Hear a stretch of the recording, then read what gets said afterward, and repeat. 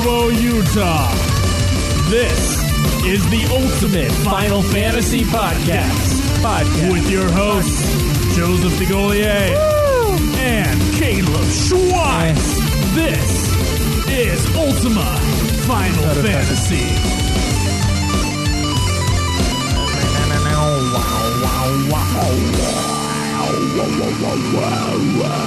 Welcome to another episode of Ultima Final Fantasy, the ultimate Final Fantasy XI podcast. I am your host, Caleb. I am your host, Joseph DeGolier. Final Fantasy XI podcast. No more? Yeah. Question mark? We have finished Rhapsodies of Vana'diel. The final expansion to Final Fantasy XI. Yes, indeed. There was a question on the forums about whether or not we're going to do some of the extra content, and we will dive into that on a later part of the episode. But, sure. We did it. Last night we jumped on. I went around. I ran to the area that we were talking about before where we did ambuscade grinding, and I just said, hey, is there anyone that is willing to help me do the final battle in Rhapsodies of Vana'diel, because I can't do it. And this one guy just like walked up to me and was like, yeah, I'm down. You down? I'm like, yeah, dude, let's do this. And so we started. We met up with this guy. He had I think this guy had multiple accounts, and they were all him. They were all sick, I'm sure. Yeah, well, they were okay. It wasn't to the scale of our good friend Solane, but this person was Abu, and they had an account name that was Airwick, and another one that was Salvation Army, which is funny because I see Salvation Army everywhere. So he had two laptops, and he was just like... I think so. Really? I honestly think the others were just meat shields. They were out there, and he just had them auto-attacking. I don't know how he did it, but it was all him. I know it was him. He's that into Final Fantasy XI that he needs to be all his team members. Kind of, yeah. That's what it seems like.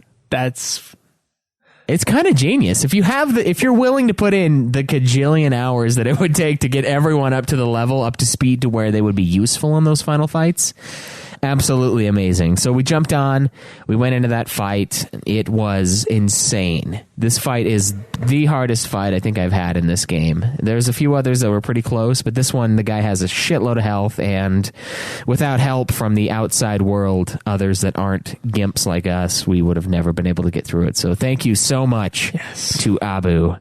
And we did okay on that one. I mean, you and Krinital fell a couple times, and I raised you. Yeah, it wasn't as vicious, but it was more difficult, I think. Mm-hmm. We didn't have nearly as many deaths as we did with the final fight for Seekers of Adulin, but I do feel like Cloud of Darkness was a harder enemy overall. Because without those other people, we would have been so screwed. Yeah, without and the arena's a lot bigger, so we had more space to move around and not get targeted. It was kind of anticlimactic in a way, because I walked away and was able to just sit down and get some health back in that way, but it made up for it in the way the fight took place and everything that was going on around the fight, and it made it just a completely incredible experience. We actually ran out of time on the first fight. We did, yeah. You meet up with one of the NPCs in the game, and she casts re-raise on you and herself. And it's basically whoever enters the dungeon first. So there's not really a way to fail until you run out of time, which is what we did the first time. I think it was half an hour or something like that. Right. And we just timed out. The game just ran out, and there was no more. There was no more for us. Well, there was a point where we were healing up to the side, and then we were like, did he just regenerate health? Yeah, and the answer was yes. Yeah, the answer. Because we got him down halfway, and then it was like, boop, now he's 3/4, right? Yeah, that's how much health he has. So it was pretty crazy. I mean, I was not expecting this kind of pain. I mean, because the fight that we had before this one was not nearly as bad. I mean, we're talking a little bit of a challenge, but I mean, you went into that one by yourself with trusts. Mm-hmm. The second to last fight, and you were able to take that out just fine without any of us playing. It got pretty hairy near the end, I'll admit. I just was doing refresh on the healer character. Oh, really? Yeah. Yeah, because you didn't get the ultimate healer like Krinital and I did you? I had old Kupipi. Oh, geez, dude. Kupipi's old school. And I beat the game with Kupipi. Nice. Yeah. Yeah, so it was, up to that point, I was like, this isn't that bad. And there were a few people that were telling me that, Rhapsodies has some pretty intense fights near the end, and I didn't really believe it up to that point. And then we jumped into this one, and it was nuts. But we did get it done, and still not as bad as Seekers, I think. Yeah? Yeah. The fight? Even the final fight, which was sick. I don't know, man. I think the final fight was... The thing is, the good thing about Final Fight is, first of all, it is a huge area, so that if the boss is too much, and Iroha doesn't die, if the boss is too much, you can go over to the side and regenerate your party and then go back in. I mean, hopefully you have a faster way of regeneration than we did. Yeah. And I think the boss fight is then, it's a long fight, but it's doable. It is doable. It was never impossible, but I could just tell, I felt like that one was... I felt that final Seekers of Vana'diel fight, not only the mental hassle of knowing that you can't see the health, but also it's a brutal fight, and you don't have one person who keeps getting re-raised. That's true, you don't, but I don't know. It's something about this one I felt it was a tough fight. Inside. I think it was the fourth hardest fight so far. All the other three were from Seekers of Vana'diel. Yeah, tough expansion, that Seekers of Vana'diel, but yes. Rhapsodies was a breeze in comparison, and it was a delight to play. I'm really excited. So now, guys, or was it? Dun dun dun dun. Where are you in?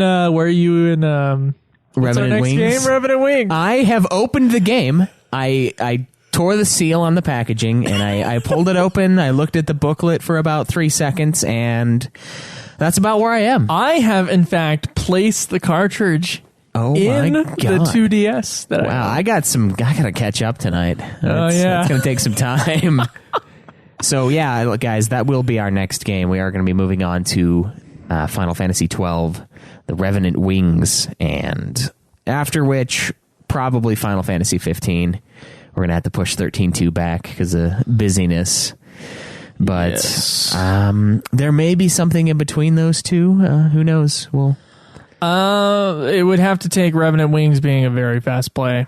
Yeah. Which I don't know if it will be. Yeah, we don't know. It's like estimated at 30 hours or so on how long to beat, which is usually pretty accurate. Yeah, and so how we do games, and I know Caleb's been railing against me this entire time, but this is just the standard. Under 30 hours, 1 month. Over 30 hours, 2 months. Yeah, well, you are only going to school part-time right now, so I feel like we got time. If I have time, you have time. That's the mentality I'm sitting with right now. But especially for a handheld one, you're right. But with that, I mean, we can't... 13.2, the tough part about that is all the time you spend down here instead of up in your northern home. Yeah. And 13.2 is not a game that you can play with any sort of mobility, so I don't know. I can in Japan. I think they have the mobile 13. It's at least for 13, yeah. I can't remember I don't know if they have it for 13.2 or not, but the nice thing about this Revenant Wings is, it's handheld, so you should I can do it on the train on my 4 hours a day train ride. Yeah, so there's that, and we'll see how far we get in that, but we'll keep you guys updated as far as where we get to and what we're going to do before Final Fantasy 15. We also have a Kingsglaive review that we've been trying to get done. I gotta rewatch it. I have to. I can't give a good review only watching that movie once. Okay, I can watch it for the third time. That movie is too lore wise. It is too dense. Yeah, it does. It is better to watch a couple times. So I have to watch it twice, I think. All right. Well, that'll be an upcoming episode here in the next little bit. And yeah, so look forward to that. It was going to be this week if we didn't finish Rhapsodies, but thankfully we finished it last night, and I'm stoked to get into that. But before we do, you guys can find us on Facebook, facebook.com/Ultima Final Fantasy, youtube.com/Ultima Final Fantasy.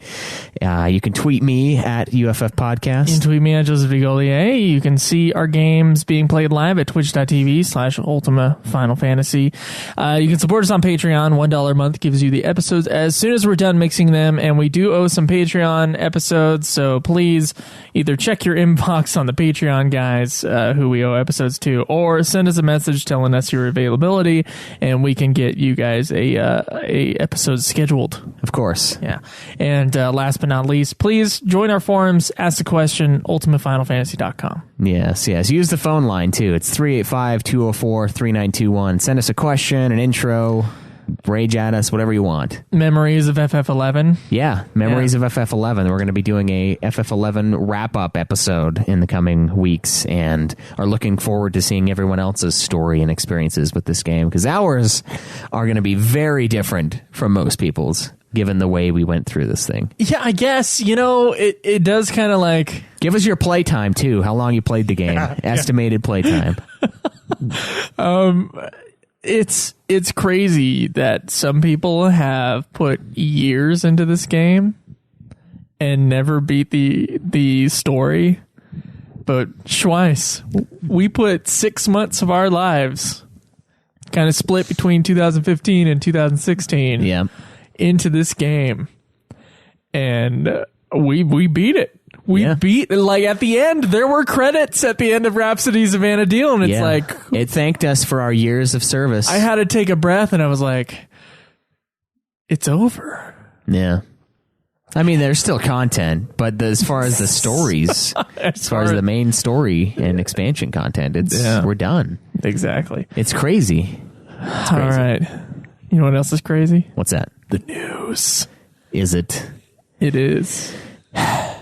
It's actually very tame. Is it? Well,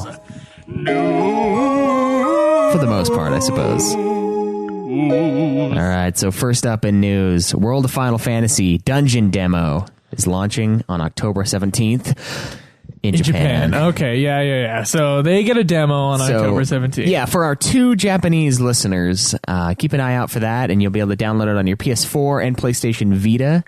And we got a couple little screenshots here, a little mech suit from 7, and the cutesy boxes. Oh my god. Fun. So if you're in Japan, enjoy that. I don't know when we're going to get it. If we'll get it. I doubt we... Actually, you know what? There's no real reason to get it because the game's coming out in a few weeks anyway. So what the fuck? World of Final Fantasy also has confirmed that Riku will appear in the game. And also that you can murder her with a stake. Yes. A stake? Yeah, she's a vampire. Oh, okay. All right. That part was made up, in case anyone was wondering. I don't want to get it. I don't want to see a correction next week of Riku is not the vampire. Maybe you were getting it mixed up with Vincent. Yeah, Vincent's the vampire in the Final Fantasy series. So Square Enix's official website has launched a 24-hour countdown for Final Fantasy 15. Oddly, considering it's going to be many 24-hour countdowns until the game comes out, but whatever. Wait, I'm so fucking confused. Their site has a 24-hour countdown, but it's not started yet because the game's not coming out for another. Is it just at 24 hours until the day before? I think so. Yeah. Wow. So that's cool. Wow. And the Moogles are freaky in this game, by the way. In case you haven't seen them. So someone tweeted us the picture of the Final Fantasy 15 Moogle, or at least a Final Fantasy 15 Moogle. Yeah. And it looks like it's a Moogle, but it's like a doll that's been beat up quite a bit. Yeah, like a hand-me-down Moogle doll. And maybe like a normal, like nice round Moogle with, a lot of traits that are dominant, and then they mated with Gonzo from the Muppets. That's about right. So I looked at it, I was like, they kind of have like a half Gonzo nose. Born of sin. That's what this Final Fantasy 15 Moogle is. That's what it looks like. I mean, the only thing that, like, I don't know, man. It is a weird looking Moogle. That Moogle that we saw is a weird looking Moogle. It is. It's disturbing. So World of Final Fantasy, we also have some more details on Snow, Radia, Tifa, Heart Quests, and more. of which I will not. I'm pretty sure. Can't we just say, I mean, we've been doing this for weeks and weeks and weeks that, oh, World of Final Fantasy has more information on this character. Oh, look, this character is also in World of Final Fantasy. Can we just say that, like, most of Final Fantasy is in World of Final Fantasy? Yeah, most of Final Fantasy and Kingdom Hearts. I am pretty excited for the areas in this game. Like, they look really cool. Seeing the Mako reactor not looking like shit. Like, that's pretty legit looking right there. Yeah, I saw it. Yeah, there's screenshots out there. And it's cool. Final but Fantasy 7 world, you know, like we said, we're it's cool. I'm not sure where in the order it goes. We'll have to reevaluate. Yeah, it's going to be a while though. Yeah, it'll be a while. So speaking of the Moogles, they are items in Final Fantasy 15, and this is the picture of them. We're looking at it here. It's kind of, I don't know, it's an endearing looking thing if it was yours, like if it was your doll. It's like, oh yeah, I've had that for generations. It's been in my family for hundreds of years, you know. But as an outsider, it's disturbing. Like, its nose looks like dolls that have been passed around for hundreds of years. No, my family's shit, but some families probably do. Or like, this used to be my mother's or father's, and now it is mine to comfort me. Its nose is just, I think that's the thing that bugs me the most, is the nose. It looks like a fucked up cherry tomato, like on his face, and it's all leathery too. It's weird. And I don't know. It's unsettling. It's an unsettling thing, and I think it belongs more in a Silent Hill game than it does a Final Fantasy one. Mommy? Yeah, it just like that screenshot. Yeah, its head like twists around and like looks at you again and then blinks. Something fucked up. Why did Hajime Tabata go? Yeah, that one. Yeah, we want that. We want the Moogle to strike fear into the hearts of the children. So we do have a little screenshot here of some optimization development for Final Fantasy 15, and it's looking kind of at CPU usage during the different versions of 15. So the TGS 2014, it was at 41 to 98% of whatever CPU they're using. That same CPU for the episode Disgaea, 65 to 87% of usage, and then the full-on Final Fantasy 15 is 87 to 95. So it's about an 8% increase in usage for the CPU. So they're really pushing the console. As always, this isn't something new with Square at all. They're always pushing everything to the limit as far as console hardware goes, to just make it look as good as possible. And that's like FF12, same thing. It looks like way better than it actually shows up on the PS2 because the PS2 can't handle it. So we do have a little bit of gameplay here and a little trailer. It's Final Fantasy 15's Death Spell. So let's check this out. Some footage here. Rated T for language, mild blood, and partial nudity. So you got the fight.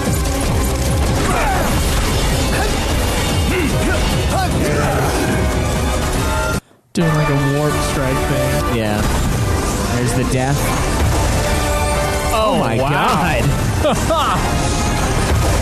It just unmade that beast. Oh, that's freaky looking. Yeah, dude, that's sweet. You just like cast the thing and then the thing's gone. It's just dead. It's just no more. Yeah, the big hippo thing. Yeah, the hippo bastards that were really wrecking face in that demo. You can't just attack one either, so. Well, that's pretty cool. A little more gameplay. You guys can check that out on Gematsu.com. It's about a 4-minute trailer, but I mostly wanted to see the death of that bastard. So yeah, pretty stoked on FF15. One more big piece of news today. Final Fantasy art director Yusuke Naora leaves Square Enix after 24 years. Oh, what is he known for? That name sounds familiar, but I'm not sure. 5's art director. 6, he was involved with 7. Naora. Art director. Yeah, he's big. Vagrant Story, FF10, The Bouncer, unfortunately. A lot of the Final Fantasies. Advent Children. Wow, yeah. Pretty much every major Square game. Yeah, he's been the art director behind. So he's kind of the... So I get art director mixed up with them. With like the artist? Guys. Yeah, the artist. So like Nomura and... Yeah, Nomura and... other guy that we love. The other guy. Yeah, no. I just forgot. Yeah, this guy's job is basically to direct the art to make sure that, hey, that's awesome looking, but it totally doesn't match the game at all. It might be that. It could be, just approving and, figuring out an overall look for the entire game. That's what probably taking the art that was drawn and making it into what it is in the game. I assume it has something to do with that. I don't know. Like, art director is just... It seems like an odd title to us, yeah. But I assume that's what it is. They just kind of make sure the art that is placed in the game supports the mood and the feel and the tone of the game. I mean, certainly if people know more about Japanese game development and know what the role of the art director is supposed to be exactly, they can let us know. Yeah, go ahead and submit a correction. But obviously he was an important dude and he left. Does he say why he left? Yeah, there was actually a series of tweets. Iroha said that on September 30th, I resigned from Square Enix after working for them for 24 years. With my family in mind, I'll be going back to my hometown of Izumo. Yesterday, Tabata-chan, of Jime, of course, showed me the ending of Final Fantasy 15. It was my final job, and it has the best ending. Everyone has been amazing. Overselling it! We did a great job. I'm a little regretful that the release date was pushed back, but I'm happy to be given credit. After my resignation, I will continue doing illustrations, designs, and the like as jobs for Square Enix, and want to take on various challenges, so I appreciate your support. So he's becoming a contractor, essentially. Independent contractor. Yeah, that's kind of the fate of these big that seems to be juggernauts that work for Square, except for sensing a pattern. Except for the creator himself. Except for him. Well, he goes and then makes other companies. True. Right? True. And Mistwalker. They sort of like moved him to a lesser role to fire him. They didn't necessarily say, okay, you're out. They're like, well, we're just going to make you not nearly as important and essentially make you fire yourself so we don't have to pay you unemployment. But so there's that. That guy was awesome. He did a lot of great work for the series, and he will definitely be missed. And I'm interested to see where the series goes from here. I mean, this will be the first time that we will at least notice what his influence or lack thereof will be when Final Fantasy 16 comes around. Yeah, I guess. I mean, it might not be something noticeable, or it might be. We won't know for years, I'm sure. But so yeah, that's all we got for news. And all right, you guys, you ready to? Let's dive into Rhapsodies of Vana'diel. All right.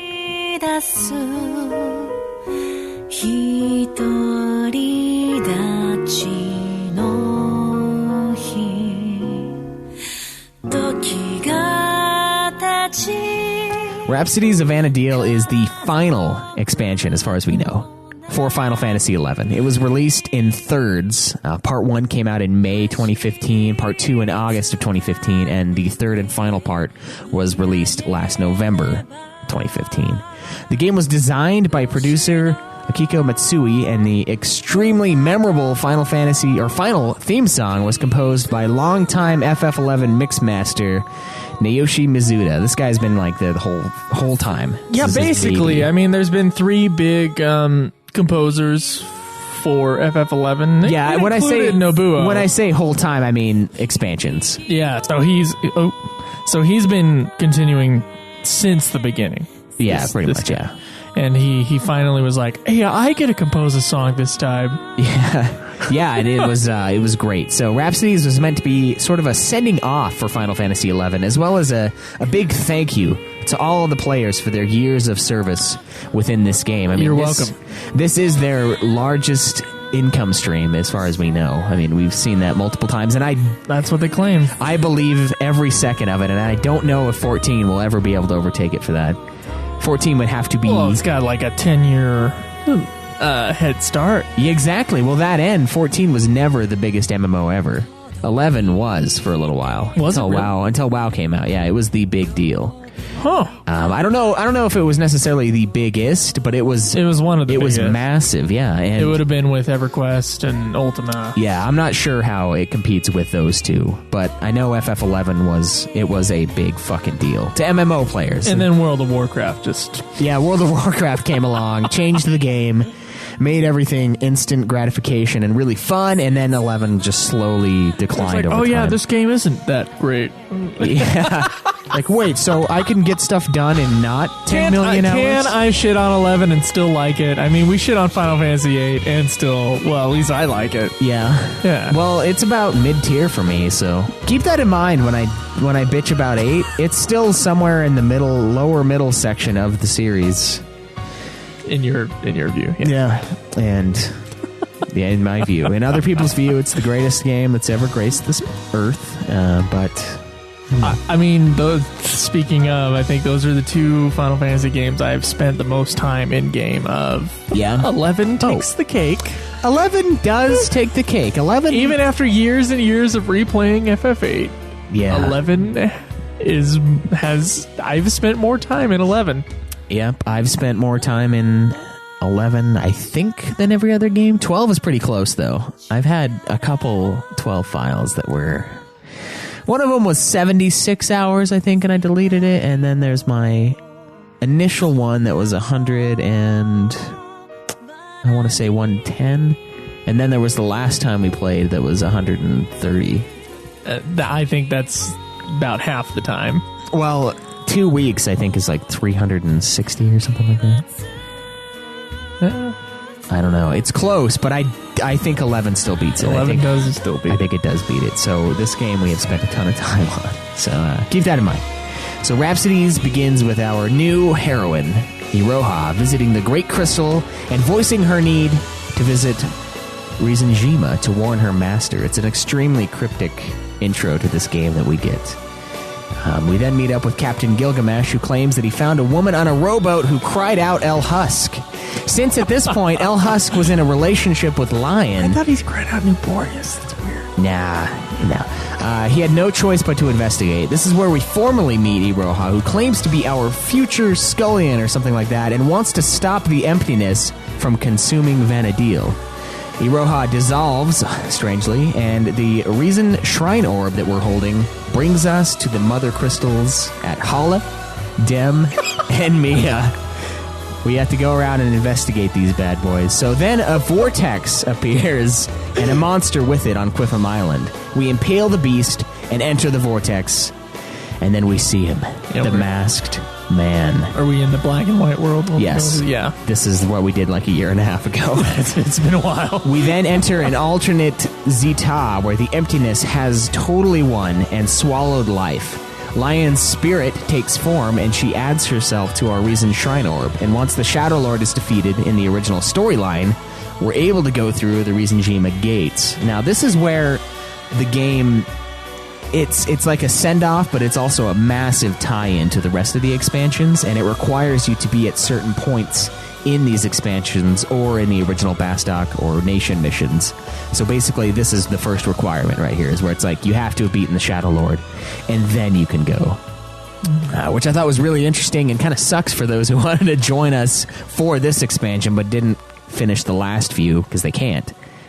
So that's unfortunate. So about a year later, when Elhusk gets off of his vacation, we jump back into the game. We meet up with the man in the mask who has Siren fight us. Elhusk, being the stout warrior that he is, defeats Siren while barely taking any damage. Siren is then released from the masked man and lets us know that Iroha will reappear again. We then have a little bit of a world tour, FF4 style, getting Tenzin and Prish to add their powers to the Reisen Shrine orb. We also move to visit another past girlfriend, Nashmiria, who informs us that the masked man is using power from the future to open up these portals that we've been seeing.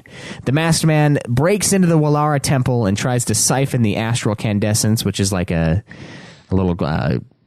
force field deal. It's crazy. It's weird. Power, but is stopped. And then we head to our favorite area, the Asdal Undersea Ruins. Our favorite area in that expansion. It's the one where Alexander resides. So we do this so that Tenzin, one of the ninjas in our party, or samurai, sorry, he has the Phoenix Blade, and Phoenix is essentially speaking to Alexander, requesting to get some of his power to help sustain Iroha's existence. Alexander obliges, and then we head up and meet with Kate Sith, who confirms that the future that we saw earlier and that through that portal is not one of the ones that Atomos can consume, because he can consume all of the forbidden futures, the ones that are like basically bastards that can't exist. Atomos can't do jack against this one, so this thing is totally viable and can't be destroyed. Kate Sith then suggests that we get in touch with the great Altana, the goddess herself. Yeah. To protect Iroha. Altana. Yep. We don't do this for a while, though. Totally the god of the universe, right? Pretty much, yeah. Pretty much. The ultimate god, yeah. Except that there's this cloud of darkness that's kind of the opposite of her. It's the opposing force, yeah. So we then meet up with yet another past sweetheart, one of my favorites, Lilith. She heard that Elhusk had become a god, so she then adds her light to the Reisen Shrine orb and vows to find a way to contact Altana. She comes back from her... when she disappeared, she went to the world where... what the hell is that one bad lady's name? The FF8 end boss clone. It's her. Yeah. She goes to that future. I can't remember. Where it's Lady Lilith. That's what it is. That's it. And she comes back and basically adds her power to this little stone that you're holding that is hopefully going to mean something someday. And it's weird. Ear? The little ear. Yeah, it looks like an ear. I joked about like Mike Tyson. We like bit it off of one of the bosses and we're just keeping it as a trophy. So we then meet up with Iroha, who is now a complete beast. She is just slaughtering shit. Iroha claims that Siren and herself are both abominations to this world that we're in. Well, she did get some training in the Final Fantasy in Eorzea, you know? Yeah, she did. Final Fantasy 14, right? She did. She trained with us there for a good amount of time. It was a good quest. I killed a lot of things there, so I suppose that's when she would have joined us. She would have, because this expansion was with that other special event in 14. Yeah, it came out at the same time. So they're linked in a way. They're different worlds, different universes, I guess. And Iroha is sort of floating in between worlds. Strange. 14 and 11 totally connected. Did you know? So yeah, do we still have that jingle? I think we do, but so Iroha claims that Siren and herself are abominations to this world. And we of course reassure her that she's awesome, but she never really listens to us. We then train, which is an awesome little cutscene where we just do battle with Iroha, and then we head to Uglepe to speak to a guy or someone named Graviton Barasaki, who lets us know that we must pass through a mother crystal to cross into the realm of the gods. So we meet up with Salteus and some bad boys who are trapped into the crystal. Siren shows up again, helps Iroha and Siren Prime, which is like an alternate Siren, I didn't really get that part, to banish all who do not belong. Tenzin shows up to stop everything since he doesn't want Iroha to take off. She, of course, is really upset about this because it was something that she thought about for a long time, but whatever. Meet up with Dr. Shantoto, who gives us a magic doll, which will help point us in the right direction, which happens to be Esha Ruan, where we run into our old friend Balamor, who has stolen Salteus' crystal energy and wants to create a world of his own. So everybody's really into this world sim creator game that they got going on, right? He's just like, all right, I'm going to make my own world where it's my rules and you can't do anything to me. So he goes Super Saiyan, gets all golden looking, and we whoop his ass. You remember that part? Yeah, I do. Yeah, I thought it was crazy when he got all mad and then he went yellow. I just imagined Dragon Ball Z, like his hair just... The Dragon Balls are within my grasp. That's right. So then we get the big reveal. This dark man, this antagonist that we've been seeing the whole time... Spoilers, yes. Is actually Elhusk's future dark side. I thought it was Nuporius. Fuck. Created to fight the darkness, but he failed. Yeah. This is actually like where... Okay, so what this expansion is up to kind of this point is it's almost like Iroha, we need to get her back, and you're going to get help from every single other person that ever helped you in any other expansion. Yeah, it's a big callback, a big throwback to the rest of the game. A gigantic throwback, which includes Lilith coming back from Wings of the Goddess, by the way. Yeah. So she returns, which is crazy. Only for a moment, though. But then the rest of the expansion, which you're going to get into in a second, is very interesting in that you are actually the protagonist of the second half of this expansion. Yeah. where you have your dark half or whatever, your other self that was the masked man. Right. And you have to then save the world from the cloud of darkness. Right. So it's bizarre because up to this point, and you actually have lines. Yeah, you do. Yeah, exactly. Up to this point, I mean, we've been just kind of side saddling with the protagonists of the areas. I mean, each female lead while going, listen to my story. Yeah. That's kind of how 11 has been thus far. So that is a good point. We do end up being the expansion. So we also, after we fight Balamar, we get this sweet vision showing us all those who we've beaten down throughout time. And it's great. I love reminiscing about their deaths. We then head to the Reisenjima Sanctorum. Reisenjima is revealed to be the site of our last stand, and an ethereal shield is erected to save it from the void. In deciding to gather light, Elhusk creates Bizarro Elhusk, who gathers darkness. It's something that we just had to do because we're trying to become a god, essentially. Mm-hmm. We then head to a dueland seeking Arcelia's device. Balamor has been traveling to many different worlds, but a lot of them were swallowed by the emptiness. He's pretty stoked on this Reisen Shrine orb that we've been holding, this ear. Yeah. And he decides, you know what? I'm going to give some of myself to this ear just to see how shit happens. So he's kind of a good guy all of a sudden. He's like, yeah, you can have some of my power. So we head to the Hall of the Gods, which up to this expansion was probably the coolest area in the game and still amazing, where it's revealed that darkness will descend when the 5 mothercrystals shatter, but rejoining them will bring paradise, which is, of course, the end of Vana'diel. It's like the afterlife. Oh, I'm getting little inklings of other Final Fantasy games all of a sudden. Yeah, it's strange, huh? Yeah. Others, yes. Other universes and crystals. Like dark selves that you have to... it's weird. It's close. It's very close. So Celteus then offers Elhusk the power of the crystal in order to become a god, which is fucking sweet. You mean I wasn't already? Yeah, no. We then fight an ascended form of Promathia, which is a dragon named Simperne. Yeah, what the fuck was that? What the fuck was the ascended form of Promathia? Yeah. And then suddenly it's a dragon. Yeah, it's crazy. That was a weird part. So Elhusk, of course, crushes the scrub and meets up with Bizarro Elhusk, and the time to fight is now. The darkness sends out a ton of those sin scale things that we saw at the very beginning of Final Fantasy X to come fight us. And all of our favorite characters wreck their faces. I mean, we got Shantoto, we got Zeed. Everybody that we've run into that's had at least 50 lines of dialogue is here, and we are fighting this thing back. Then comes the most frustrating quest in the game so far, maybe, the Panopt hunting. This was nuts. Okay.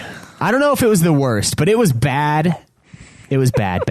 So what this is we're tasked with killing 11 of these fucking eyeball things. They're like these floating eyeball that are like a level body. 130. Yeah, they're really high level. And of course, me being the stalwart hero, I decide to take on the king of these Panopts, which, okay, real quick. Not a required part of the story. No, not a required part. Here's what happened with this thing. Here's what happened. We go into this area, this Reisenjima area, which is disgusting, by the way. Everything is super powerful. There's these pigsy things. They're pixie pigs, man. They're fucking little pigs that have like pixie wings, and they're sick. They're fucking wrong. But anyway, we go to this zone. There's a bunch of shit everywhere. There's these tigers, these little bug dudes, and these fucking pigsies, and then there's the Panopts. What we have to do is we run in and try to like dodge between the tigers and everybody else, grab a Panopt, run back to an area where no one spawns, and kill it, right? Now, I came over to that spot, and you guys had been killing them for a little while, and... Oh, no, yeah. Killing them and then dying myself, and then having to zone, and thus restarting the quest, so I have to kill...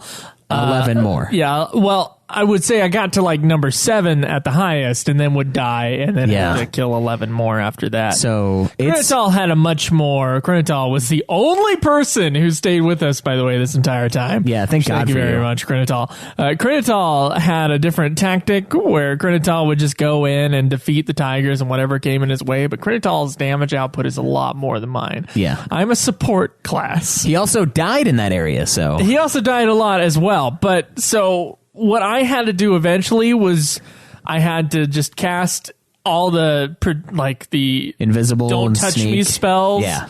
And then I had to walk around the tigers, wait till they were far enough away that I could then cast a magic spell at the thing, aggro it, run away so that it was the only thing that had aggroed to the entrance of the area, and then fight it individually. Right. So I think we estimated at the beginning of the night that it was only going to take us. I estimated 1 hour, and Krennital's like, an hour? Come on. It took us like 2.5 hours. Yeah, I was going to get on, and then I didn't get on till like an hour-ish later than what I was supposed to, and you guys were still on this quest. No, I didn't miss you at all. Yeah, but when I got on, I ended up doing the same tactic as Joe, except I didn't put on the invisible stuff. I didn't need to. Had to be more sneaky. Yeah, and I pulled this guy, this NM Panopt, and the reason, the fucked up thing was I had killed one Panopt at this point. I killed one. Yeah. And this guy spawns when a bunch of Panopts are killed. So I basically cleaned up you guys' fucking mess when you killed all these guys and summoned this god tier Panopt that took me 25 minutes to kill. I didn't think I was going to be able to do it. Because Krennital said he died to this thing. And I was like, oh my god. Krennital is more powerful than me. I am fucked. I think the big difference came from me having the provoke ability, because there were times where he would target a Pururu, which is my epic tier healer, the best one in the game, I believe, when he would cast reverse on himself, which is, of course, the classic Final Fantasy spell where you reverse your HP and your MP. So he would have like 40 MP left or 40 HP left, and suddenly the King Panopt would be like, whoa, let's go fucking kill that guy. And so I saw it and I was like, oh shit. So I cast provoke on him real quick and he came back to me. I think that might have been the difference maker. But anyway, we end up killing these Panopts in this grueling fight, and that the whole point of this is essentially to restore the life stream in this area. Like, these areas are kind of a blight. They're just a disgusting thing that pollutes the live stream. Still there. They're totally still there. But we kill 11 of them in one go, and that's enough to allow Celteus to regain his powers. We then meet up with Altana, finally. Altana comes in, and we have Bizarro Elhusk and Elhusk. We're both in there. We're both talking to Altana, and Altana makes us fight to the death. Altana is disgusting. She demands blood. This is like a Colosseum-style duel here. Thankfully, Elhusk had trusts and teammates. And Bizarro Elhusk, now, while he did ascend and become Matus, didn't really matter. We slaughtered Matus. Mm-hmm. We triumphed. Everyone's super stoked. We get a bunch of congratulations when we get out. But then all of a sudden, the Cloud of Darkness begins corrupting the Mother Crystal, which we can't destroy. And because it would just ruin everything. If we destroy it, then darkness will consume everything, but it's going to fuck up everything we've been doing if it does corrupt it completely. So the Phoenix Blade then leads us to a stone circle in Lathaen, where the gods enter the material plane. This is where we pack our Reisen Shrine orb with the powers of Alexander, Odin, Ifrit, Shiva, Ramu, Titan, Garuda, Leviathan, Atomos, Kate-Sith, Diablos, Fenrir, Bahamut, and we go back to the Sanctorium for the ultimate fight. Now, this is where all of the previous expansion's heroines, in trust form, by the way, they're all trusts. They just like auto-summon the trust. We don't even get a chance for this cutscene. And they fight tooth and nail to stymie the advance of the Claws of Darkness. Let's talk about the Claws of Darkness. Right. So they're sort of like, I don't know, there's some weird mix between Sin and I would say, I guess it's sort of in the same realm where the Empire had the tornado that was going through in Final Fantasy II in what it's doing. Yeah. But it looks like the Mutos from Godzilla, the 2014 Godzilla movie. Yeah, it does. Like the claws, they look like the claws from that movie. Every time, man, they're always ripping off something that happened like 2 years before they make something. It's true. Square loves to borrow. I mean, cripe, even the fucking Chocobo is borrowed. The big thing that everyone knows is Final Fantasy is a fucking little candy ball. It even says Que. The candy ball ad even says Que. Yeah. He speaks Chocobo. That's crazy. I know. Anyway, I thought the Cloud of Darkness thing, like taking things, was cool. I'm not sure if it was in this part or if it's after this part when your double has been suffering in the darkness world. Yeah, and he's like, oh, it's terrible. Yeah, dude. And then he actually joins with you. He becomes one with you, which is, it was a gay kind of moment, but it was awesome because it was almost like the ending of Halo 1 when you played on Legendary, and then the chief like turns to the alien guy and he's like, hold me. That's what was running through my mind when like they walked into each other. So we became light and dark once again, and it was awesome. So this is where we get a ball and cutscene where Iroha is given all the power of the shrine orb, the orb that we've been carrying, and Phoenix is restored to full power. And Phoenix like just pops out, just comes into being right behind Iroha, and it's fucking sweet looking. And now Iroha is a redhead. Yes, Iroha is, thank God, yes, she's a redhead. So Phoenix is fully restored to power, and this causes the Cloud of Darkness to sort of manifest itself in a physical form, whereas before it was like the fog from Stephen King. Like the fog is what seems like it's the bad thing, but then really it's monsters in the fog. Yeah, with Muto claws. With Muto claws, yes. But now it's a full-on thing, and we commence this fight, which is a pain in the fucking ass. Okay, Cloud of Darkness kind of reminded me of Orphan from the end of Final Fantasy 13. Yeah, in style. In style. Not the look of it necessarily, but in style, kind of the flat head thing. Really awkward looking, yeah. It looked sweet, though. It did. It did look really sweet. The area looked awesome. Oh, yeah. The area had, like, little scenes from the previous expansions playing in it, since this is like there was like these walls of light, and it would have Arcelia, and then it would have Little Set, and then it would have Nashmiria, and then like little scenes, little epic things from it the whole time while the fight's going on. It's fucking sweet, man. Now, unfortunately, one of us did not make it through the fight. That's okay. We all died in the end. So yeah, we take on the final fight. Special shout out again to Abu for helping us out. Thank God that I found you. Thank God for you. Yeah. Elhusk's body couldn't survive the clash and must find respite in the Mother Crystal. The only way his light will shine in this world again will be through a chorus of life, crying out through time and space. The Rhapsodies of Vana'diel. Iroha donates her hair to us, which is good since I'm totally losing mine, and disappears once again. Then the final song picks up, and we hear a rhapsody to rival Queens, the band. I don't know if it's that good. No, it's not, but it was awesome. So while we were sitting there watching this, Joe was pointing out that he's like, I think we're dead right here. And looking back on it and rewatching it and prepping for this thing, we were.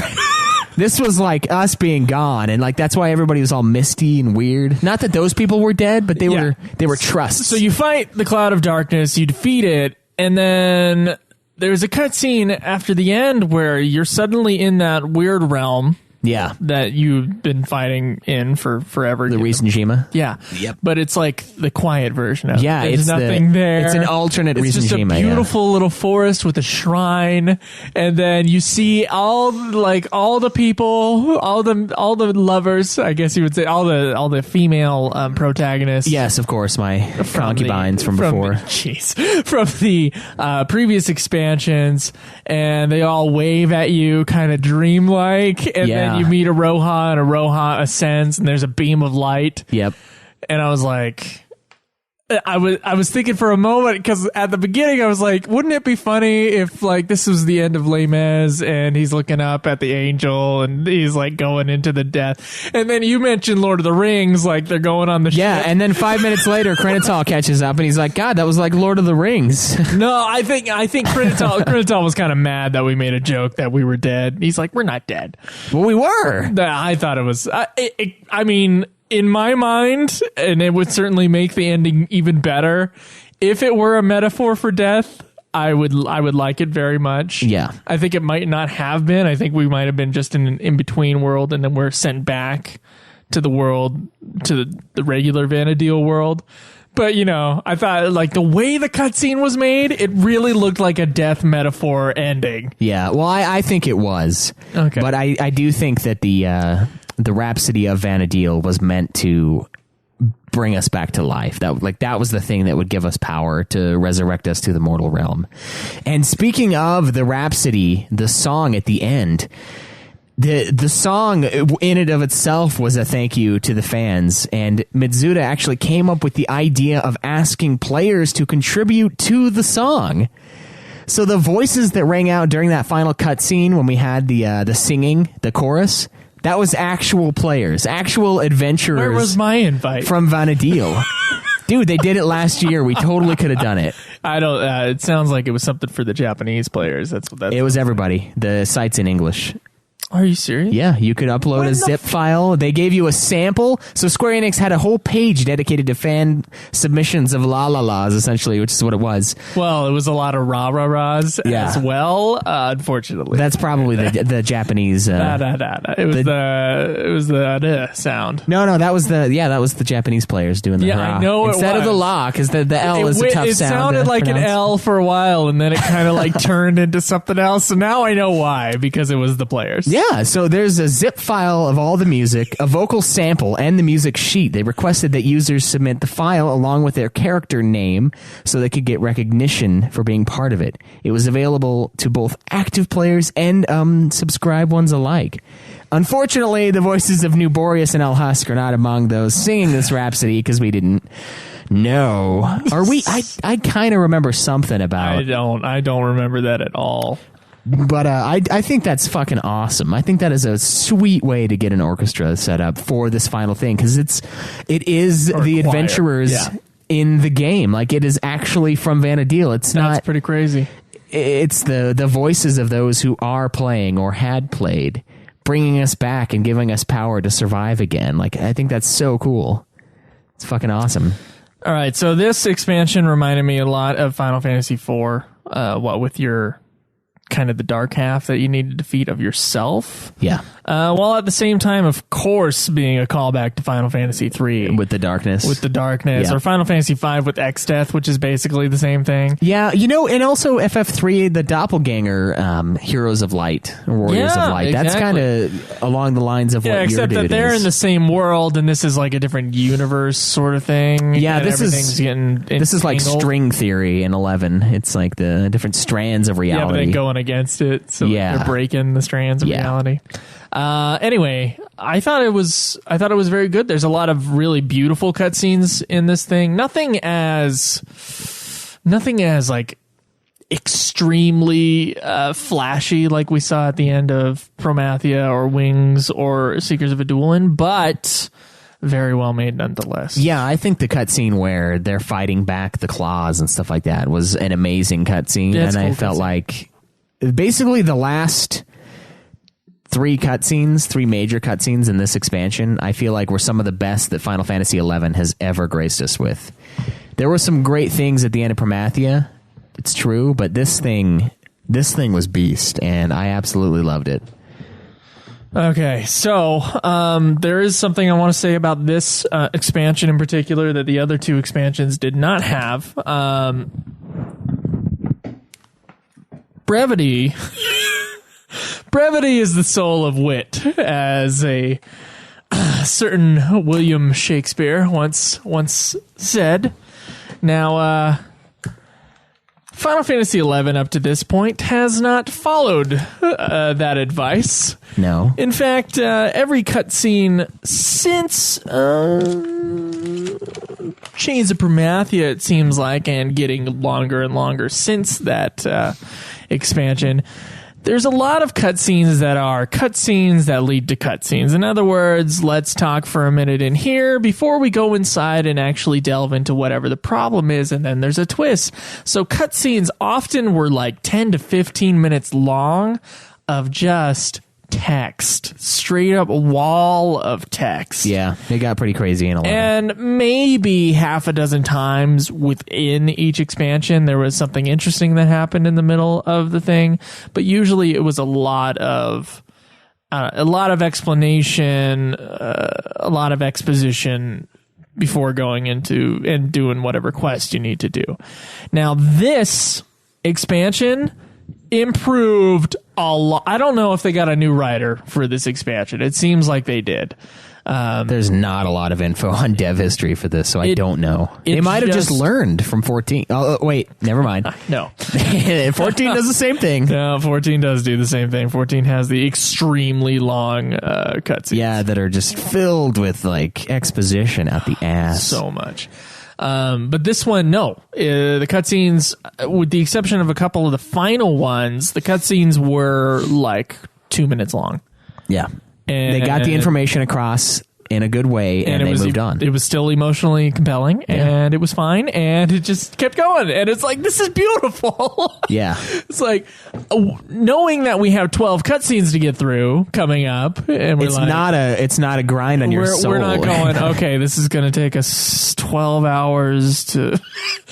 when we're just sitting there with our eyes and just glazing over, and we're hitting the enter key or whatever. The enter key in order to get it to move, and we're like, Jesus Christ, this is taking too long. That's what the original FF11 was for me. It was rough, man. Like, I could not follow that thing. It's because there were so many things going on, and there would be important stuff interspersed with me collecting eggs for this like dude in Bastock. Like, there was a mission. You remember that, where we had to go collect eggs forever? And it was interspersed with actual story content leading back to like Zed and a bunch of these other people in the past and shit, and Raelgrim and the ascension of the Shadow Lord, and it made it really tough to follow because it's like you're giving me this stuff that I feel is unimportant, and then you're putting in stuff that's really important alongside it, and it was just too much before. But Rhapsodies, I definitely agree with you. It did improve on the flow of the game, the flow of the storytelling. I felt like it was awesome to include all of the other expansions along with it, these characters that we've been running into experiences with for hours on end throughout this game. I felt like that was an excellent way to do it, and honestly, there were a lot of cutscenes in this one. I think it had way more cutscenes than it did quests and battlefields, which is something that Treasures of Aht-Urgan suffered from as well. It had very little gameplay, and it was majorly just cutscene grinding for Treasures, right? And this one sort of had the similar feel, but it was a lot quicker than Treasures, and it was a big callback, and you were seeing these characters once again. And I felt like it was super well done, and I didn't have any problems with it. No. I didn't have any problems with it either. I think Square designed this expansion. I think it's technically an add-on, but it's finishing the other expansion. So, yeah. And they called it an expansion when they were coming out with it, so it's an expansion, right? Yeah. With this expansion, it's almost like you're supposed to supplement it while you're playing through the rest of the game. If you're a new player especially, I mean, this expansion is supposed to be kind of a break from the other ones, and it's almost like been redesigned as the thread of the game. It's kind of strange that way. And we played the first third. Most of the first third. Individually when it came out so that we could get an extra trust. Yeah. But past that, I mean, we played it in one stream. So we're certainly not playing it the way that we're supposed to play it. But that might also be why the cutscenes are shorter, because they're not looking at it as a full expansion. Right, yeah. Where you're supposed to be really involved in what's happening. Yeah. But they're actually looking at it as a sort of supplemental thing that then gives you a climax for the entire game. You know, that being said, though, I would not dissuade anyone to not come back in and play this thing. Like, if you've gone through all of the previous expansions for Final Fantasy XI, get back on, man. Get back on, spend $11-12 and get through this thing in a month.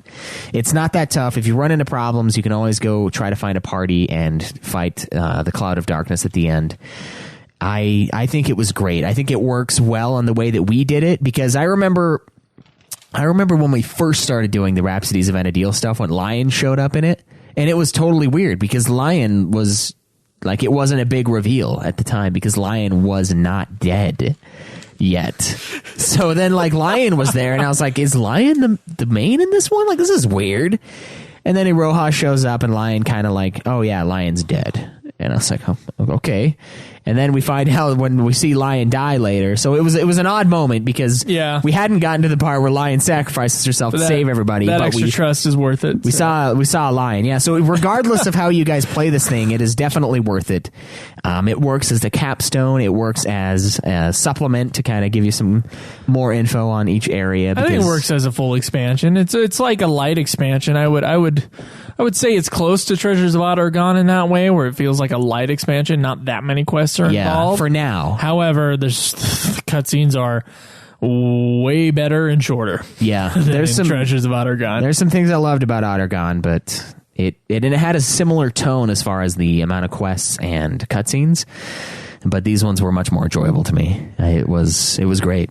Did you write down our final times for Final Fantasy XI?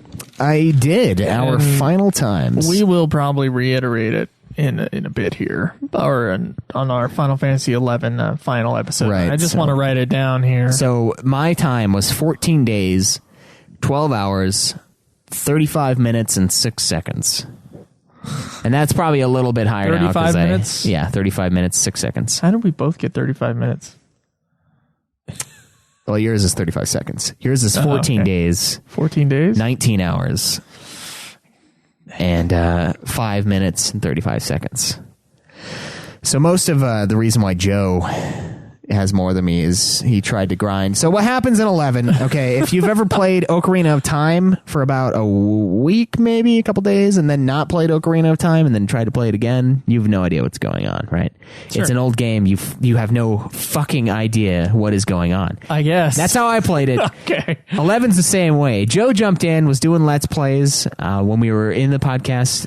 It was Let's Plays of dying. So I think I had 8 hours on you before you got in the game. You give us something like that. So he basically... So now I have 5 hours on you. He learned the grind, and then lost the grind, and then learned the grind again when we came back in the second time because there's a mental block that you have to overcome with 11.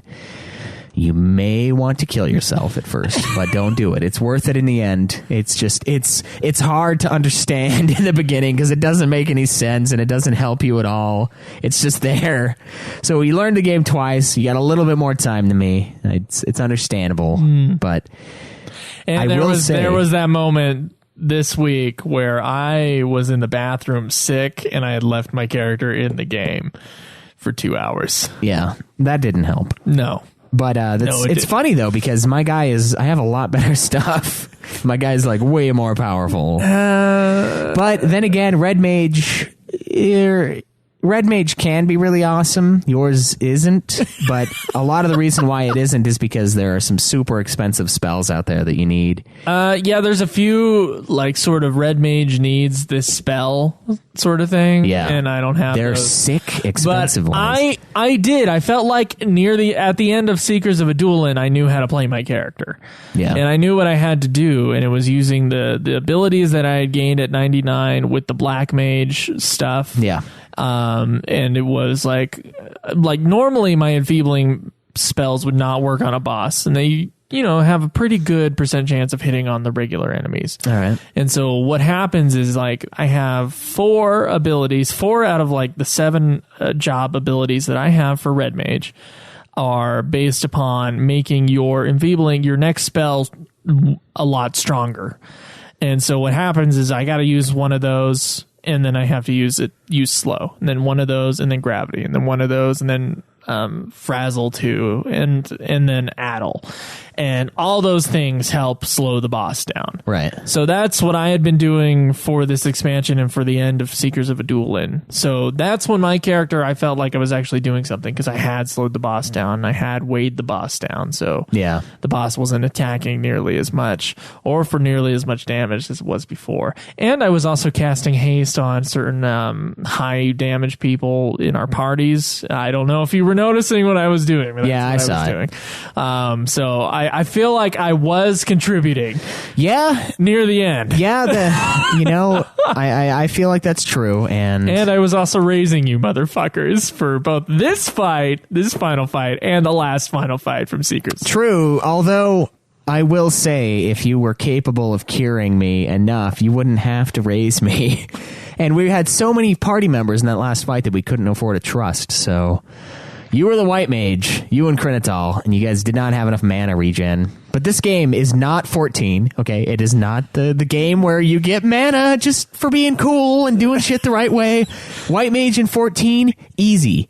No, after all the protective spells at the beginning, like my high level protect and shell, which were higher levels than Krinital, or whoever else was casting the protective spells.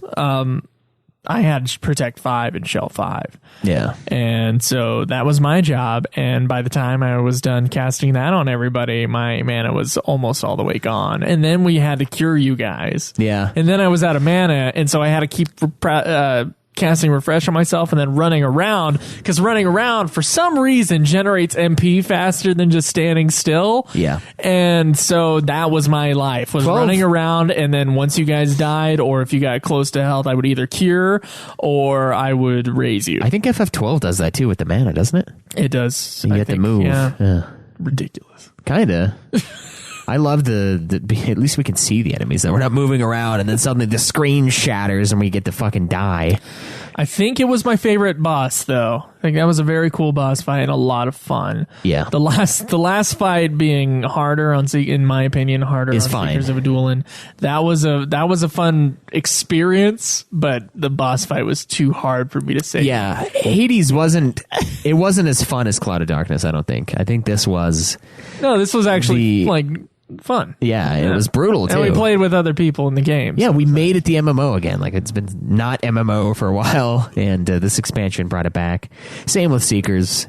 I think it would be hard for a new player of 11 to come into this game, because without a support group like we have. Yeah, if you guys are starting FF11, get on the forums and talk to us. We know what you need to do. That's true, yeah. You don't need to spend a ton of time in FF11. You can do it in a couple weeks. I bet you could beat it in 13 days. I bet you can, because there was probably 24 hours of us doing the wrong thing. Yep. Or something that we didn't necessarily need, grinding out one thing when we find out like 10 seconds later, oh, hey, here's this new thing that's better. It's a ridiculously dense game. Yeah, there's a lot of stuff, and it's tough because you think, oh, hey, I figured out a way to get better stuff. And it's great because it is better stuff, but you know what? It was better stuff. Another. Yeah, there's always a bigger fish, right? Yeah. Qui-Gon Jinn. Crappy movie. But the problem with 11 is you find like, oh, hey, there's some cool items here. Let's work on getting them. But that is the base game, and there's 7 other expansions on top of that base game with stuff that's way better. And that's what we ran into. We would spend time grinding out these silly little things to find out that it's obsolete in like 10 minutes. So let us know if you're getting into this game. And by the way, it is probably the best bang for your buck as far as as far as game time and hours and price. Yeah. No, how you looked up your thing last night, and how many months did you pay for 11? Well, I think I was paying for 11 past when we were playing it, so I don't know, but my thing said that I got in there in April. Okay. Let's say a little early, but mine, I'm gonna say we did it for about 2 months before. And I had a month free. Don't you get a month free when you do a new account? I think we did get like a month free. Yeah, so I've paid, it's probably been around $110 total for Final Fantasy 12 or 11, sorry.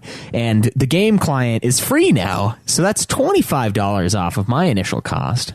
So you're looking at about $90 for 14 days worth of content. 14 days. All right, now. So the average game is 14 hours for $60. Yeah. Yeah. That is $3.05 an hour to play Final Fantasy 11.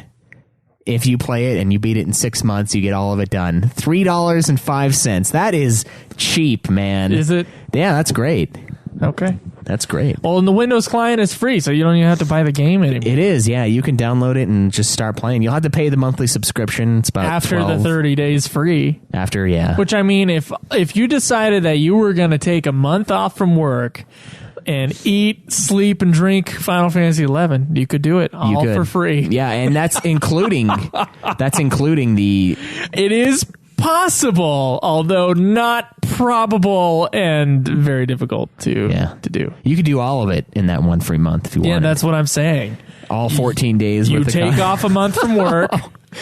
No, you wouldn't have to take that off. You would just have to do 12-hour play days. Just 12 hours every day. and you will have it.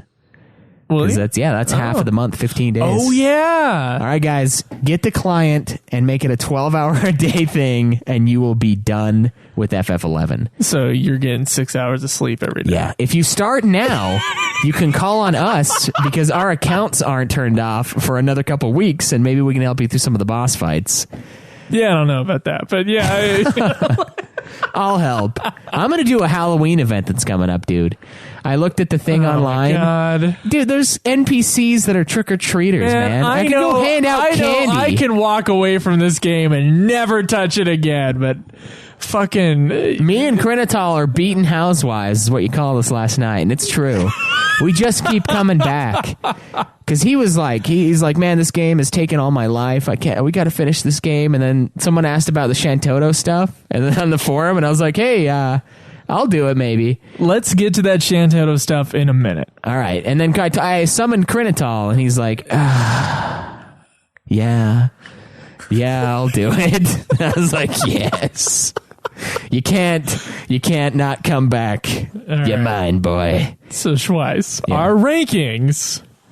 You got our final times for all the expansions. Yes, everything up to the end of Rhapsodies. All full expansions. So we didn't include the add-on scenarios. Right. Which we'll get to in a second. The rankings so far, Schweiss.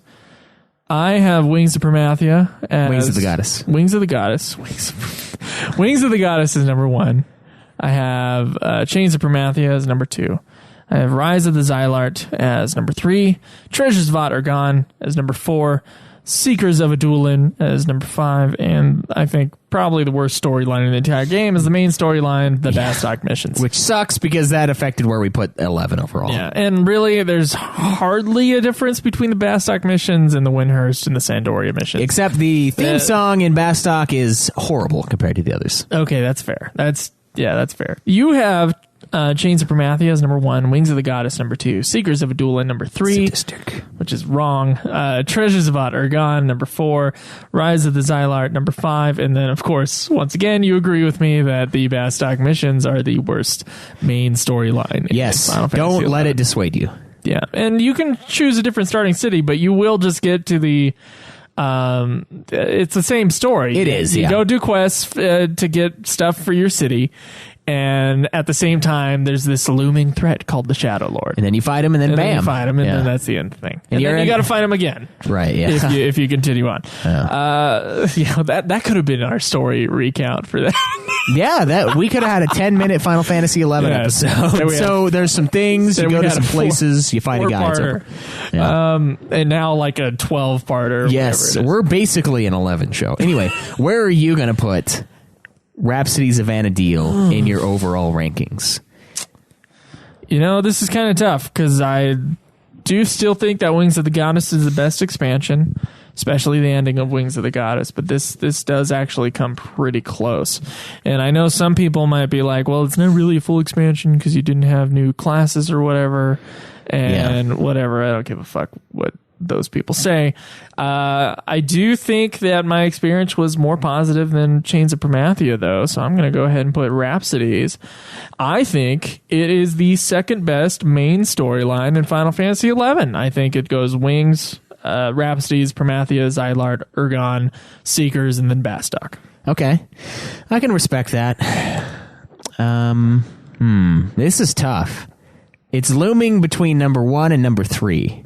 Why is that? Well, I'm not sure, because part of me realizes that even though the new Star Wars movie is just a better, more, better looking version of A New Hope. Better looking, yes. Better in a lot of ways, I would say. Acting, directing is, well, maybe not directing, but acting, I would say it might be better. Okay. But can I truly say that a recap, that a callback is better than its original? I don't know. That's the question here. Can it be? That's up to you to decide, man. This is your ranking. It isn't. I'm going to put it right below Wings of the Goddess. I absolutely loved Rhapsodies of Vana'diel, and it was a lot of fun. I recommend it to everyone out there who's played Final Fantasy XI. Jump on, finish as much as you can based on what other expansions you experienced. It is totally worth it. Wings of the Goddess edges it out because of the awesome story. The ending was just phenomenal. I loved the collecting memories of Lilith and manifesting her, and that was really cool. I hated the beginning part of Wings of the Goddess, though. It was such a grind, and that's also why I put it above Seekers, because the beginning part of that one was a super grind, and then it just kind of devolves from there. So definitely worth your time, guys. Please jump on. If you have any questions, I don't know. Well, look, in order to beat Rhapsodies, you do have to beat Seekers of Vana'diel. You do, but you can still experience some of Rhapsodies. You know, feel free to put a bullet in your brain while you're playing Seekers of Vana'diel, but I guess you can hold on to the hope that Rhapsodies will be better than Seekers of Vana'diel by the end. Yeah. Yeah, we both agreed on that, at least. Oh, man. Yeah, look at that. This feels weird twice. I know. Like we're not gonna hear Krinatal 4 days a week now. We're not gonna hear him. I guess not. That's sad. It is. We're not gonna have. How can we have a life of a time? Now, Joe, how can we have a life of a time? Yeah. Tell me. That's a good question. So now let's talk about whether or not we're doing those add-on scenarios. Yeah, so here's the thing. We've had two people, or it might just be one person on both Twitter and the forums, I'm not sure. Because I forgot the name. I'm sorry. But we've had two people go, are you going to do the Shantoto Ascension add-on scenario? Because Shantoto is a big deal in some of the mobile games, Brave Exvius. So there was an expansion release that had 3, or it actually had like 6, but only 3 that are like counted, I guess. Add-on scenarios, which were sort of mini expansions that didn't really... they were sort of like sideline little stories, I guess. One was Shantoto Ascension, another one was Crystalline Prophecy, and then the third one's name I just forgot. It's like a Moogle thing, isn't it? Yeah, Moogle or Kupo. It's the Kupo de Ta is what it is. Yeah, Kupo de Ta. So those 3 add-on scenarios are like, I don't know, like a fourth the size of a regular expansion. Yeah. And they're also level 75 content, so if there's any fights. It would have been during or before or after Wings of the Goddess. Not sure if we were to have counted those as main storylines, which they weren't. They weren't expansions. They're not called that in the game. You have to go to when you go in the missions menu, it's an add-on. Yeah, didn't they come out when that what is that one that came out? The one that's like just the battles, like you can grind out equipment. Yeah, I'm not sure. I can't remember the name of the expansion. I'm sure we'll talk about it. I feel like it came out around the same time as FF11 wrap-up episode. So here was the thing. So Schweiss feels compelled, or at least did a few days ago, right? You explain yourself. So I feel like Shantoto being cool. I like Shantoto. She's a great character, wonderful character, and I feel like we should probably do it. I mean, I was kind of thinking that I was going to do it as that one segment that I did twice, where it was Schweiss cleans up the last game, because I haven't had time to clean up anything in the last fucking year, so I haven't done it. But I was thinking, we do these, or I do these, and I just kind of talk about them passively, like, oh, hey, I finished this and this, and it was fun, it was good, blah, blah, blah. And then I mentioned it to Joe, and suddenly Joe wanted to do it, but then it was like, okay, I don't know. Joe didn't necessarily want to do it, but if I was going to do it, he wanted to do it, and we're not sure whether or not we want to make it part of an episode. So what'll happen is we have Final Fantasy XII Revenant Wings ahead of us, right?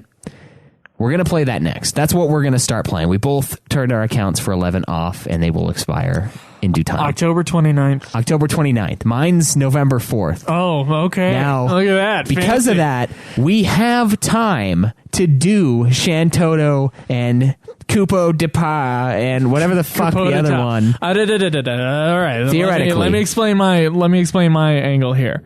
So your initial thing was like, okay, Joe, you're not going to do it because I said, look, if you're going to do Shantoto Ascension, then someone, somewhere, at some time will go, why didn't you do Crystalline Prophecy? Yeah. And why didn't you do fuck it. Kupo Data. Why didn't you do those ones? And then we'd be like, well, because Shantoto's cool. I would just be like, because we didn't want to. To me, that doesn't sound like a fucking, like, if we're the ultimate Final Fantasy podcast, we either recognize those as just extra quests, which is what they are, just large ones, and move on and say, you know, that's extra stuff in the game. We beat the story. We put 14 days into this expansion. You know, it doesn't fucking matter. Yeah. But then if you do Shantoto Ascension, to me, it looks bad because it goes, especially if you do it alone, then it's like, okay, you did it. First of all, you did it out of order. Second off, you know, you decided to do a whole episode around this add-on scenario.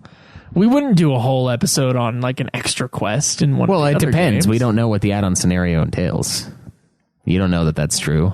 It might be enough content to make an episode. Most of it was cutscenes. We made an episode on what the fuck was that FF7 thing that was like 20 minutes?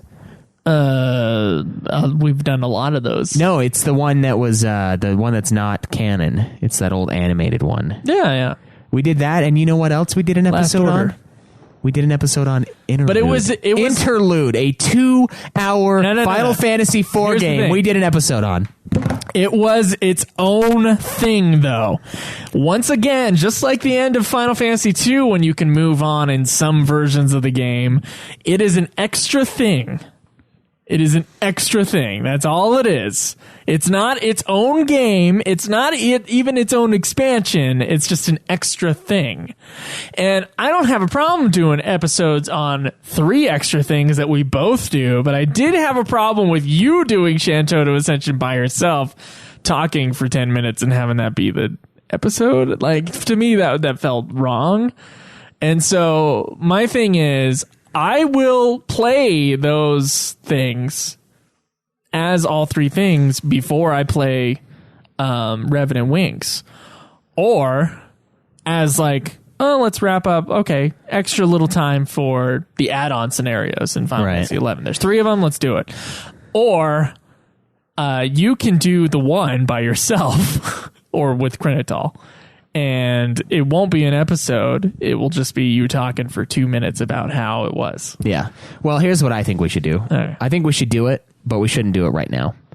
We should do Revenant Wings, and maybe if we have time after Revenant Wings, we can wrap up and do some of these extra things. That's out of order. It doesn't matter. The order doesn't matter. This isn't something we've ever included. Or what we can do is get through Final Fantasy XIV's expansion, and then create a new section of the show, a little mini season where it's just add-on scenarios. Which there's only 3. There's only these 3. There you go, right there. Now, the problem I have with that is we will be going from one MMO back onto another MMO, and then not playing an MMO for fucking ever until 14 comes out with its next expansion after this one that's going to be announced in like a few days. Probably. Well, it's all but announced at this point. Okay. And then we're going to be done with MMOs. We're going to be just single player campaigns forever. Well, yeah. So we could push this back even further. I mean, I think, okay. Well, no, because then let's do it. What about the add-on scenario of Final Fantasy II? Don't say that on the show. I have to say it because we don't have that version, do we? No, we didn't play that version. We can't play it then. Yeah, I know we can't. How about this, guys? Unless we play it on an emulator with someone else's save state, which is That's cheating in every way. Wait, which one? Mm-hmm. Using someone else's save? No, emulating. Oh. Yeah. Odd. For a game you don't own. Strange. Yeah. Oh, you owned FF1, didn't you? And you emulated it. You fuck. I own FF2. On that, baby. All right. Anyway, that's just... Those don't count, though. That's like going deep. That's saying that, oh, well, you guys didn't do the extra dungeons and after years in each character's scenario. Or in 3, where they added dungeons and newer versions of the game. Yeah, that stuff doesn't count. And I don't think the 2 thing counts really either. We can make it count if we want, but I don't think we should. I think these things are different. This is us wanting a little more MMO in our lives for a short time. I think we should do it that way. I think we should play these, but down the road somewhere, so that we get another multiplayer thing. Caleb, Craig, should we move on, or should we play these add-on scenarios? We're waiting. Hold on. Just play the 3 and then be done with 11 for all of eternity. You mean play the 3 like this week? Play the 3, have that be one episode, and then just be done. Craig says play the 3, but I agree with Craig. I don't really care what Craig says. I think we should just finish 11 right now. Well, we already canceled our things. Like, if we don't finish it I know. in the We next have week, a few days. We'll do it.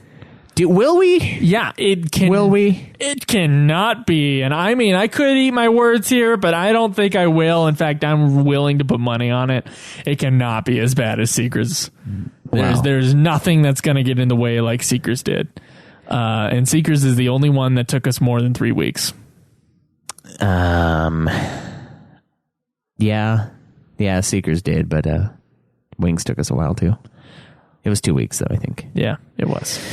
All right, so you say we do it now? I say we do it now. Ah, Jesus, dude. I was done. We'll do it now. We'll do the fucking add-on thing after we review Kingslave. And then we'll have our Final Fantasy XI wrap-up.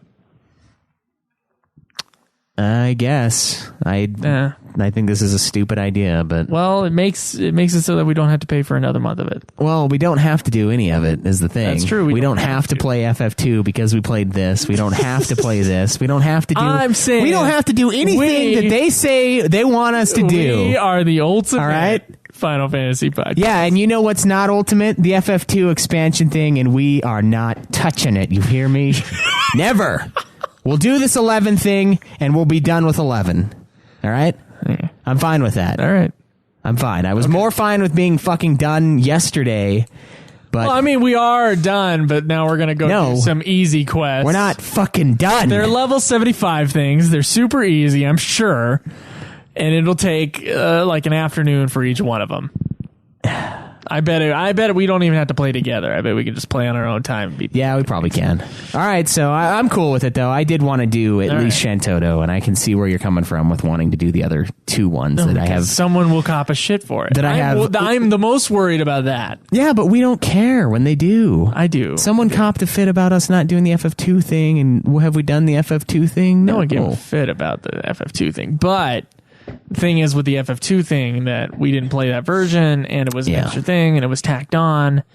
With FF11, I guess we do. We paid for it. That's my reasoning behind us playing it. We paid for this expansion. We do have the opportunity to do it. Yeah, and we bought the game. The game wasn't free for you and I, so this is material that we paid for, thus should play. That's kind of what I told Joe when I said we should do Shantoto. And then he said we should do the other 2. Well, because it's like, why are we giving Shantoto special? Because she's cooler. There, how about that? We don't know. Maybe the Kupo guy is cool. Come on. And maybe the Crystalline Prophecy is cool. What the fuck is Crystalline Prophecy? I have no idea. Exactly. Can't be cooler. Yeah. No, I'm kidding. We'll do it all, though. I don't mind it. Fine. So, credits all. So, we're going to go backwards in time for the first time in history of Final Fantasy, of Ultimate Final Fantasy for... No, we do this all the time. Okay, fine. We did expansions, now we're doing add-ons. Yeah. That'll make us feel better. Yep.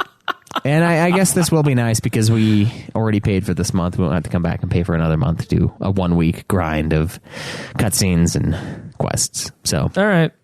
Cool. All right. Thanks, Caleb, for weighing in there. Yeah. Yeah, thanks. All right. So we're pretty far along in our episode. We got some iTunes reviews. We do.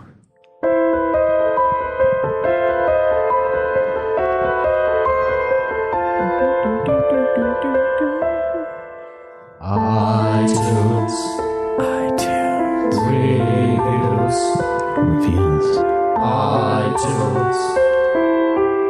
Reviews. Oh, yes. We have a few reviews this week. one of them by Matthew Beverly from the Great North. A great companion, a 5-star review. About 3 years ago, I played my first Final Fantasy game. After hearing about the series for my whole life, I finished 13, and loved it. After 13, I was determined to play the whole series. I've collected the games and any older consoles required to get them. So far, I've played 1, 2, 6, 7, and 9, and 13. I'm halfway through 3 right now on the DS, and I'm already dreading that final dungeon from what I've heard. I discovered your podcast about 2 months ago, and it's been a great listen so far. I especially enjoy the review episodes for the games that I have played thus far. A few weeks ago, I finished FF2, and then I listened to your review, and it was awesome. Your comment about Gus eating his own hair made me laugh out loud. I don't remember that. I'm pretty sure that was you. Oh, I'm sure it was. Loving the FF15 coverage so far. I've been trying to consume any/all media about it, and I really enjoy your coverage of it. It was the first FF game that I'll get as soon as it comes out. Looking forward to listening to your coverage of the games as I play them and the other episodes as well. I suspect that it will take me around a year or two to finish the main games, but for every step along the way, I'll be listening to you guys. Thanks. Yes, the main games. Wait until you've decided to do every single spin-off. Yeah, and then you'll be with us for years. Yeah. Cheers from Newfoundland. We got some North America reviews here. We'll start with the most recent one. Okay. This one's a 5-star review from Sakao Balde. It's titled, Just Like a Replay of the FF series. Listening to the reviews of each FF has been great. It makes me want to pick up Final Fantasy IX again. Oh man, I thought we fucked up on that one. And play through on my phone. The impetus for writing this review, however... Impetus, sorry. Impetus? I don't know! There's another one, guys. Write it down. Fuck you, Joe. No one uses that word. The impetus People for use writing... the word impetus. You just pronounced it wrong! Impetus! Nice fucking... All right, the impetus... Fuck you! The impetus for writing this review, however... Impetus. No, Caleb, no, stick with it. Stick with the impetus. Is their pinup guy episode. You guys are so funny, and the raunchy music in the background was just perfect, so fuck off! Although I take a bit of umbrage to dismissing characters that may or may not be homosexual. Who cares, guys? Hot is hot to anyone attracted to men. I think you guys are hilarious. Please continue making your magic, and I'll continue to listen and be a fanboy. Now, we didn't necessarily do that for Laguna. We just think Laguna's an idiot. So... You said something about that. I probably said something that wasn't a fully formed thought. I don't care if Laguna's gay, but I think there was something about like the super macho-iness ladies man thing that I don't remember what it was. Yeah. Well, that's okay. It was something made for laughs and not an actual like comment that meant anything. Yeah. Which is normal. Yeah, pretty much, yeah. So we have another 5-star review here from Felicia Nomiko, a podcast for lovers of the game. If you don't like Final Fantasy, this isn't the podcast for you. If you love Final Fantasy, non-Final Fantasy fans, go fuck yourself. Get out of here. If you love Final Fantasy to the point of thinking its poop doesn't stink, this is not the podcast for you. And that's why I love it. The guys love Final Fantasy, but aren't fanboys and will call it like it is as far as they see it. I respect that and appreciate their honesty. I cannot stand listening to people pander or kiss ass when it comes to these things, which I have heard in other gaming podcasts. Every Final Fantasy is perfect. Caleb and Joe have good chemistry. Their discussions are animated and entertaining. They are never boring. Listening to them reminds me of hanging out with my friends and playing games back in high school. They curse, they rant, they call each other names and give glowing reviews about the stuff that works. I have listened to the entire backlog of episodes and now have to wait a week to get my fix, but it's worth it. God damn it. Real guys, real gamers, a real good podcast. P.S. I'm on team this show. I love you both, even if I do want to smack you upside the head on occasion. You feel like old friends, and I hope you go on casting for years to come. We will. At least Thank this you. show. Thank you very much, Felicia. Now, my favorite review of the week. This is a 3-star review from Ace Ascent. Oh, 3 stars. I wonder, it's titled Joe Likes Anime Titty. Oh. Pass it on. Hashtag Team Twice. Pass this on. Go fuck yourself. I'm out. Oh, wow, yeah. Joe's done. Joe just took off. Well, shit. I guess I'm going to have to talk to Caleb Craig and get him to jump in on the show. Maybe next week. Shit. Well, guys, we're going to be doing Final Fantasy XI's little add-on scenarios, and we hope to see you guys again next week. Until then, enjoy the grind. Without Joe, of course, because, come on. This has been another production of Ultima Final Fantasy, the Ultimate Final Fantasy Podcast. The show was produced by Joseph DeGollier and Caleb Schweiss, with music and editing by Joseph DeGollier, parodies and clips from their respective authors, of course. You can get all of our episodes as well as our Let's Plays at ultimafinalfantasy.com. You can also contact us on Twitter at UFF Podcast, as well as our contact page on our website. Be sure to subscribe and review our podcast. Your reviews may get read on the show, and look forward to the next episode of Ultima Final Fantasy, the Ultimate Final Fantasy Podcast.